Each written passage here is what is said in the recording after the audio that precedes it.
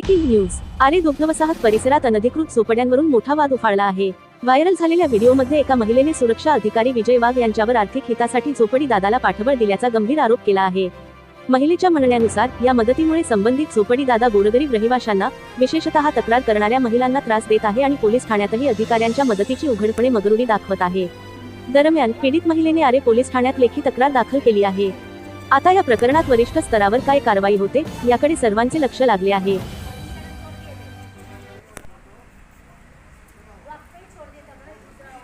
रेखा पंढरीनाथ खंडारे। कुठे राहता तुम्ही? आरेमिल colony unit number 32 मकोनराव Ambedkar Nagar. काय झालं तुम्हाला? काय प्रॉब्लेम काय? आमच्या जागेवरून रूमवरून विवाद झाले। कुठे? कुणाबरोबर? संजू पवार बरोबर। संजू पवार बरोबर? हां, तर आम्ही पोलीस स्टेशनमध्ये गेलो।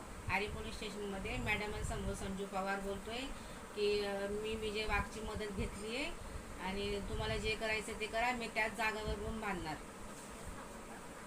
तर मी आज संजू पवार आणि विजय वाघ यांची लेखी तक्रार देते आरे पोलीस स्टेशनमध्ये।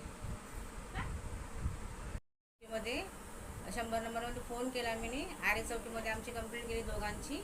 ते मॅडम समोर बोलत होता संजू पवार की विजय वाघांचं मी मदत घेतली आहे, तर ते दोघं मला मदत घेतली म्हणून